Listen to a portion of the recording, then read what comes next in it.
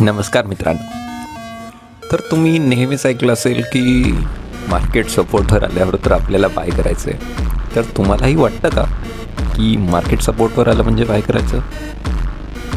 चुकीचं आहे.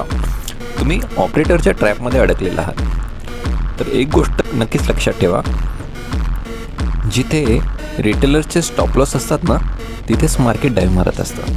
ह्यालाच म्हणतात लिक्विडिटी क्रॅप. कारण मार्केट तुम्ही कधीही बघितलं असेल तर तुमच्या स्टॉप लॉसच्या जवळ येतं, स्टॉप लॉस खातं आणि मग वरती येतं. असं नेहमीच झालं असेल तुमच्यासोबत. तर आंधळ्यासारखं सपोर्टवर बाय करायचं नाही. फेक ब्रेकडाऊन जे आहे त्याला होऊ द्या. नंतर जेव्हा प्राईस परत रेंजमध्ये येईल तेव्हा एंट्री घ्यायची. तर लिक्विडिटी ट्रॅप शिकायचं आहे तर कमेंट करा trap and I will make a detail video. आणि अशाच फ्री नॉलेजसाठी आपल्या सर्वांसाठी मी व्हिडिओज आणतो आहे. तर फॉलो करायला विसरू नका. Analysis with RS. आणि आपल्या मित्रांना देखील शेअर करा, कारण ज्ञान हे दिल्याने वाढते.